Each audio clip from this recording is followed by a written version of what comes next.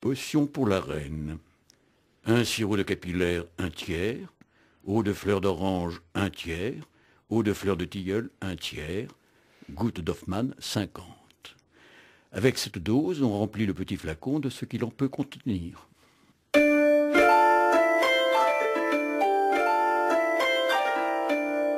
Bonjour à tous et bienvenue dans la Marche des Sciences qui se part aujourd'hui des couleurs royales.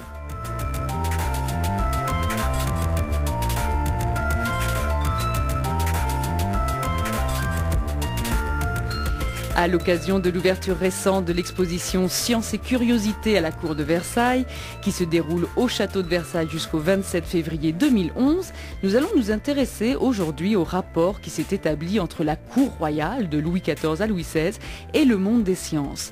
Une relation qui, vous le verrez, fut loin d'être anodine ou passagère et qui nous révèle un aspect inattendu de cet antre du pouvoir.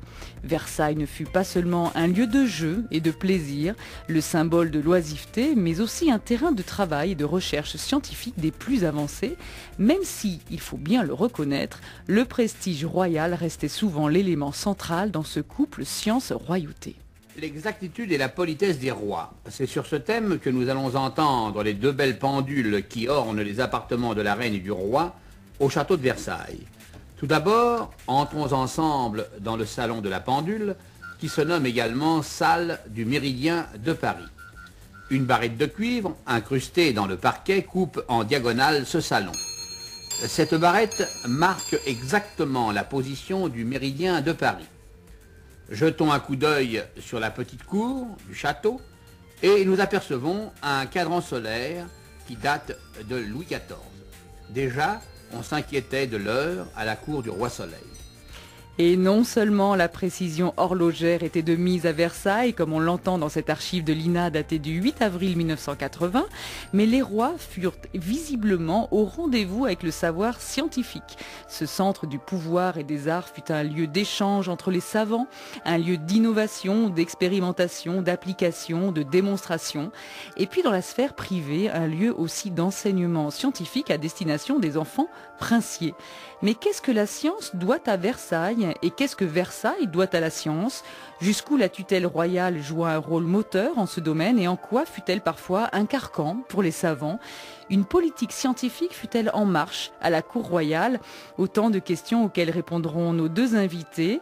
Aujourd'hui, Béatrix Saul, directeur général du château de Versailles, conservatrice et commissaire de cette exposition Sciences et Curiosités à la cour de Versailles qui a ouvert ses portes depuis le 26 octobre, et Michel Blais, historien des sciences, directeur de recherche au CNRS et co-directeur entre autres du dictionnaire La science classique 16e-18e siècle publié chez Flammarion, une émission comme souvent agrémentée d'archives et de textes lus par Philippe Lodenbach.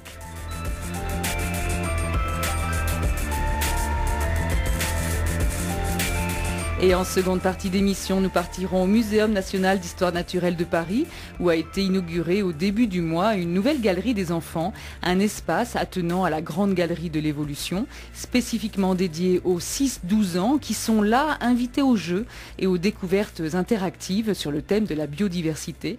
Catherine Decopé, accompagnée d'Agnès Parent, conservatrice et conceptrice du projet, nous entraînera dans cet univers sensible et ludique d'ici 45 minutes. Mais pour l'heure, on vous emmène à Versailles. Catherine Arminjon, on se trouve devant la joueuse de tympanon. Oui, la célèbre tympanon, dont lui a été donné cet instrument d'une rare qualité, à cause de l'instrument de musique sur lequel cette belle joueuse est en tape avec deux petits maillets sur des cordes horizontalement disposées. Mais le mécanisme des bras et surtout des bras qui actionnent ces deux petits maillets est entièrement situé sous la robe, comme vous le voyez là sur le film qui nous accompagne. Et avec des cylindres, elle peut jouer un certain nombre d'airs, les uns après les autres d'ailleurs, et sont sur des roues crénelées, un curseur, comme une machine musicale à cylindres, fonctionne. Mais l'avantage là, c'est que le mécanisme se complique par le mouvement des bras, le mouvement humain en l'occurrence. Alors cet objet a été acquis par Marie-Antoinette.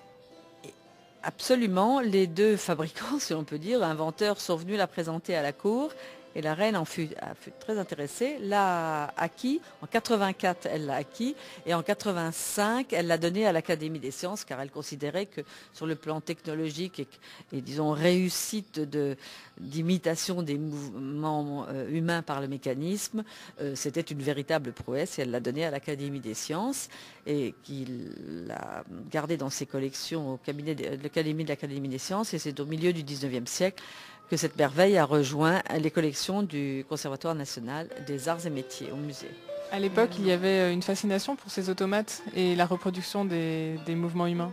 Des mouvements humains et vivants même, parce qu'on sait que Vaucanson, par exemple, avait réalisé, fait fabriquer un joueur de tambour, un joueur de flûte ou une joueuse de flûte et un canard disparu aussi, mais un canard qui digérait, c'est-à-dire dans tous les éléments de digestion se faisait de bout en bout, mais malheureusement ces instruments dont tout le monde rêve ont disparu. Voici le concert pour la reine, interprété par la joueuse de tympanon.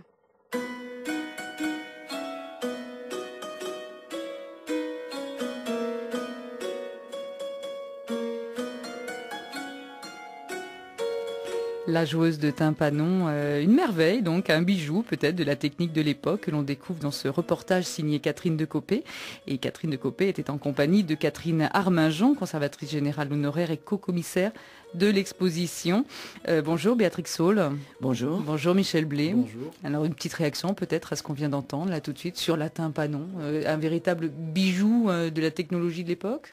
Alors moi ça me rappelle une conversation avec Thierry Lalande, le conservateur du Conservatoire national des arts et métiers. Je lui avais dit la tympanon c'est un jouet et il m'a répondu oh mais non pas du tout, c'est le condensé, le résumé de toutes les études sur le mouvement du corps. Et c'est un petit peu pour ça que nous l'avons présenté, parce que justement dans cette exposition ce que nous voulons montrer ce sont des objets que souvent nous avons regardés comme objets d'art et que là dans cette exposition nous regardons pour leur intérêt scientifique. Michel Blé, on va peut-être... Oui, aussi une chose, c'est aussi un condensé de tous les résultats des travaux sur l'horlogerie. Oui. Parce que ce sont des mécanismes d'horlogerie à l'intérieur. Ça montre la perfection à laquelle qui est atteinte au XVIIIe siècle concernant la mécanique horlogère. Alors, état des lieux peut-être, parce qu'il faut quand même resituer tout ça dans le contexte. On va s'intéresser à cette cour de Versailles de Louis XIV à Louis XVI. Mais est-ce qu'on peut dire qu'à la Renaissance, il y a un concept de progrès scientifique et qu'il y a l'idée qu'il faut, là, dès lors, dépasser le savoir des anciens? Il y a une rupture. La rupture, elle se fait, à mon avis, de façon très claire. C'est le débat des anciens et des modernes à la fin du XVIIe siècle. C'est vraiment là. Lorsque... Fontenelle se met à parler, disons, des anciens, des âges sombres qui ont précédé, qui pourtant ne sont pas si sombres que ça, mais il fallait bien montrer que l'on entrait dans une ère nouvelle, et une ère nouvelle qui va être l'ère des réussites scientifiques. Et alors, on peut dire quand même que de tout temps, les souverains, les puissants ont cherché à s'entourer des meilleurs spécialistes. De tout temps, oui, on peut toujours le dire, mais la différence est radicale à la fin du XVIIe siècle. Elle est radicale parce que on patronne un savant, on patronne quelques savants. À l'Académie des sciences, qui est créée en 1666, on embauche des savants. C'est-à-dire qu'on crée une institution qui est, disons, une préfiguration du CNRS, pour dire les choses simples. C'est pas une académie telle qu'on l'entend aujourd'hui, où l'on est reçu après une carrière riche et très accomplie. Et qui salue le travail d'une vie, quasiment. D'une vie. Non, là, ce sont des jeunes qui entrent et qui ont leurs travaux de recherche à faire, qui entrent, pas sur concours, mais sur dossier, sur ce qu'ils ont fait déjà, et qui entrent à l'académie et qui sont pensionnés. Et c'est un cas un peu unique. C'est un cas colbertien et français. Alors Béatrix Saul, on a envie de dire d'emblée, tout part de Versailles par rapport au sujet d'aujourd'hui, tout part de Louis XIV. Est-ce que, avec cette affirmation de l'État absolu, c'est Louis XIV qui, lui, d'emblée, va user des sciences pour asseoir son pouvoir et créer un phénomène déclencheur peut-être? Alors, d'abord, plus que Louis XIV, il faut parler de Colbert. Oui. C'est vraiment Colbert qui a la vision... Comme disait Michel Blé, bien sûr, oui. Qui a la vision des enjeux de la science. Louis XIV lui-même n'est pas porté sur les sciences. C'est vraiment la musique, le théâtre, la danse. Mais la science, lui, ce n'est pas du tout son affaire. Si ce n'est qu'il entreprend il demande, il exige ce vaste chantier qui, du coup, avec la création quand même de Versailles, ce chantier gigantesque qui va prendre 50 ans, hein, là, on va avoir un creuset quand même des meilleurs techniciens de l'époque quand même. Est-ce qu'il n'y a pas une avancée technique d'ores et déjà par ce projet gigantesque? Il est vrai que l'on voit les plus grands noms des scientifiques qui sont de l'Académie des sciences venir à Versailles pour offrir au roi le contentement des fontaines. Il se trouve que Versailles était sur un site extrêmement ingrat, qui manquait d'eau, et pour avoir des fontaines, il fallait aller chercher cette eau très loin. Et c'est à ce moment-là que les astronomes ont été appelés à la rescousse parce que on dépassait ce que le savoir-faire traditionnel pouvait offrir comme capacité.